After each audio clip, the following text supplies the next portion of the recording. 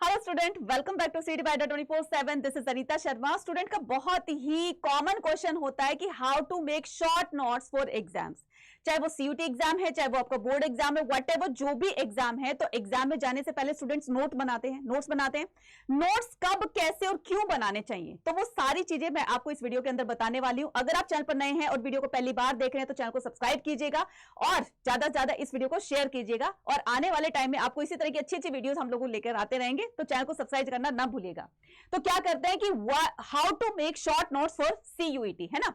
तो देखो कैसे बनाने आपको, कि अब बहुत सारे बच्चे पूछते हैं कि मैडम क्या हम शॉर्ट नोट्स बनाकर ही एग्जाम में टॉप कर सकते हैं, क्या हम शॉर्ट नोट्स नहीं बनाएंगे तो क्या हम एग्जाम में टॉप नहीं कर सकते, अच्छा परफॉर्म नहीं कर सकते हैं? बिल्कुल कर सकते हो। नोट्स बनाएंगे तब कर सकते हैं, बिल्कुल कर सकते हैं। अब बहुत सारे बच्चे बोलेंगे कि मैडम आपने कंफ्यूज कर दिया कि नोट्स बनाने हैं कि नहीं बनाने, है ना, कंफ्यूज हो गए ना। लेकिन बच्चे नोट्स बनाने हैं, लेकिन कब बनाने हैं बताएंगे, कैसे बनाने हैं वो भी बताएंगे।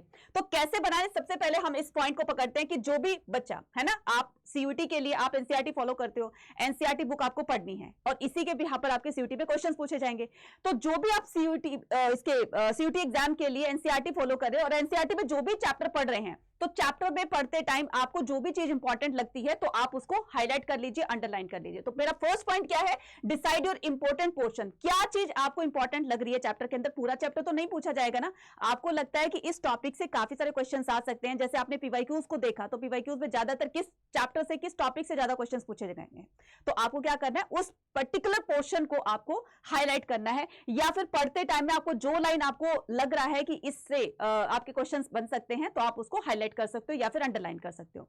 नेक्स्ट हम मूव ऑन करते हैं कि writing down the key points. अब आपने पूरे टॉपिक को पढ़ लिया, पूरे टॉपिक को पढ़ने के बाद जैसे जो चीजें अंडरलाइन की, आप उसका एक कीवर्ड बना लीजिए, की पॉइंट बना लीजिए कि आपको बहुत शॉर्ट में लिखना है। कि मान लो फॉर एग्जांपल कि केमिस्ट्री से है, या फिर आपके फिजिक्स से है, या फिर आपके बायोलॉजी से है ना, या फिर आपके कॉमर्स से है, या फिर ह्यूमैनिटीज से है, हिस्ट्री, पॉलिटी, साइंस में, वटएवर जो भी आप चैप्टर पढ़ रहे हो, किसी भी स्ट्रीम के स्टूडेंट हो, तो आपको जो पर्टिकुलर जो आपने टॉपिक रीड किया है, आपने उसको अंडरलाइन किया है, तो उसके कीवर्ड्स निकालिए कि इसमें, इस पूरे इसमें देखो, अब जैसे ये है, मैंने पहले वाले उसमें क्या कहा, जैसे ये है आपका कि women also admitted to the sanghas and thus the board. अब ये क्या किया कि संघा, इसने अंडरलाइन, इसने उसको सर्कल भी कर दिया। इसका मतलब ये कि बच्चे को लग रहा है कि ये संघ से रिलेटेड जो है वो आपसे क्वेश्चन पूछे जाएंगे। तो विमेन की भी एंट्री संघ के अंदर हो चुकी थी, तो इसने इसको क्या कर लिया, की पॉइंट में उसको मेंशन कर लिया। अब इसने इसका कीवर्ड बना लिया, क्या बना लिया, इसका एक की पॉइंट बना लिया, है ना, कि वुमेन्स की भी एंट्री हो चुकी थी। तो आपको क्या करना है, जो भी आपने अंडरलाइन किया आप उसको एक नोटबुक में लिख दीजिए, सिंपल।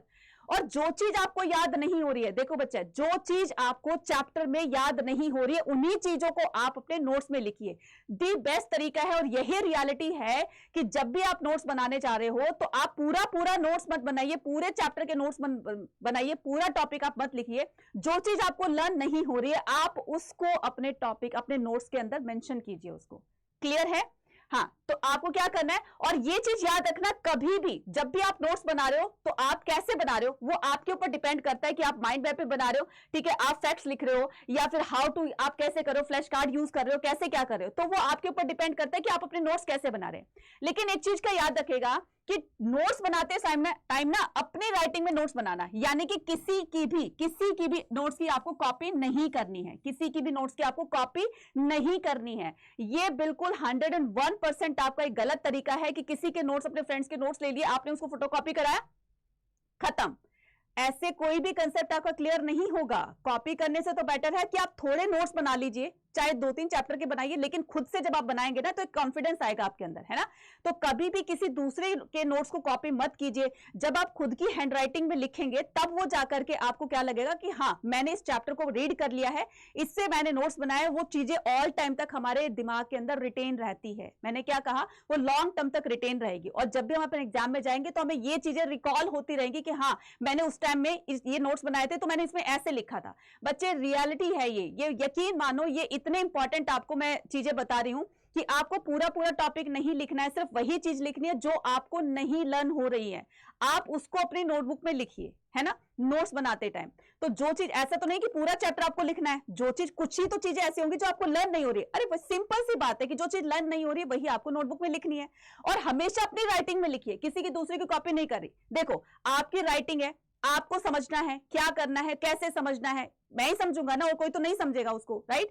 तो आप जैसे भी, आपकी हैंडराइटिंग अच्छी है, गंदी है, जैसे भी है, आप उसको अपनी हैंडराइटिंग में बनाइए, है ना। और एग्जाम में जाने से पहले जब आप उसको रिवाइज कर, आपको पता है ना कि आपने क्या लिखा है, खत्म।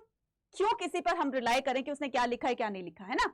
उसके बाद ज्यादातर नोट्स बनाते समय ना एब्रीवेशंस का यूज कीजिए। फॉर एग्जांपल कि आपने, जैसे मैं अभी बोल रही हूं फॉर एग्जांपल, अभी पूरा फॉर एग्जांपल ना लिखकर आपने क्या लिख दिया, आपने इसको लिख दिया ई जी करके, है ना, ई डॉट जी करके। अब ये हमने पूरा नहीं लिखा, हुआ ना, टाइम भी सेव हुई और आपके नोट्स भी बन गए। फॉर एग्जांपल कि मैंने मैक्सिमम लिखना चाहा तो मैक्सिमम के लिए MAX लिख दूंगी, राइट। अब इस तरह के जब एब्रिवेशंस यूज करोगे, गवर्नमेंट है, ठीक है, इंपॉर्टेंट है, इस तरीके से आप क्या करोगे, यहां पर इंपॉर्टेंट है तो IMP लिख दोगे। मतलब कि ज्यादा से ज्यादा आपको शॉर्ट वे में लिखना है, कंसाइज जितना कर सकते हो आपको उस वे में लिखना है। और लास्ट में क्या बताया मैंने कहा कि कब, क्यों और कैसे। तो क्यों होते हैं ये, क्योंकि इंपॉर्टेंट जो नोट्स, आप जो शॉर्ट नोट्स बनाओगे ना, इसकी इंपॉर्टेंस बच्चे अपनी बहुत ज्यादा होती है, क्योंकि एग्जाम में जाने से पहले आप फटाफट से इसको रिवाइज कर जाते हो। लेकिन मैंने क्या कहा, आपको पूरा टॉपिक नहीं लिखना है, ठीक है। आपको क्या करना है, वही चीज लिखनी है जो आपको लर्न नहीं हो रही है, सिर्फ उन्हीं चीजों को अपने नोटबुक में लिखिए, है ना। और जब आप एग्जाम का, जब 1 से 1.5 महीना रह जाएगा, तब भी आप अपने नोट्स बनाना स्टार्ट कीजिए। इससे क्या होगा कि आपकी वो चीजें ना, वो फ्रेश यानी कि ताजा दिमाग में रहेगी। और जब आपके 1 महीने बाद जब आपके एग्जाम आएंगे तो वो सारी चीजें ना फ्रेश तो होंगी, तो सारी चीजें रिकॉल होती रहेंगी, है ना। फिर भी अगर आप चाहते हो कि आपको जो है कंसेप्ट क्लियरेंस चाहते हो, PDF मिल जाए, नोट्स मिल जाए, सब कुछ आपकी टीचर आपको सारे कंसेप्ट क्लियर कर दे, तो आप हमारे साथ आ सकते हैं कहां पर, निपुण 2.0 में, जिसकी क्लासेस आज से स्टार्ट हो रही है। तो जल्दी से जाकर के इसको एनरोल करेंगे। मैक्सिमम डिस्काउंट पाने के लिए आप कूपन कोड यूज कर सकते हो Y489, जिसमें आपको लाइव क्लासेस, रिकॉर्डेड क्लासेस, है ना, लाइव प्लस रिकॉर्डेड दोनों है। इसमें आपको PDF मिल जाएंगे, टीचर्स के हैंड रिटन नोट्स भी मिल जाएंगे, ठीक है। इसमें आपका कंसेप्ट क्लियरेंस भी होगा, डाउट सेशंस भी होते हैं, ठीक है। और इसके अलावा mock test, PYQ, sample papers, each and everything you will get in this Nipun 2.0 batch, right. और इसके अलावा जो भी आपके साइंस, कॉमर्स, आर्ट्स, जिससे भी कोई भी स्ट्रीम से है, तो चाहे वो PCB का है, PCM का है, कॉमर्स का है, आर्ट्स का है, तो उनके लिए महापैक है। CUT के एग्जाम तक उनके लिए फ्री ऑफ कॉस्ट, यानी कि सारे जो बैचेस होंगे, सिंगल बैचेस, इनको महापैक वालों को उनका फ्री एक्सेस मिल जाता है। तो सारे बैचेस उनको फ्री दिए जाएंगे। आप चाहो तो महापैक को भी एनरोल कर सकते हो। मैक्सिमम डिस्काउंट पाने के लिए एक ही कूपन कोड यूज करना है आपको, Y489, right. All the very best. Channel पर नए हैं तो फटाफट से चैनल को सब्सक्राइब कर लो। अब इसमें निपुण 2.0 में कैसे आपको एनरोल करना है, आपको अड्डा 24/7 की एप्लीकेशन को डाउनलोड करना है। जैसे आपने डाउनलोड किया, डाउनलोड करने के बाद आपको इस तरह की एक स्क्रीन दिखाई देगी, है ना।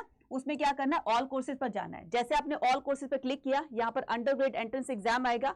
देन उसके बाद UG एंट्रेंस एग्जाम, चाहे वो आप हिंदी मीडियम के हो, इंग्लिश मीडियम के हो, तो आप अपने मीडियम के हिसाब से आप उसको क्लिक कर सकते हैं।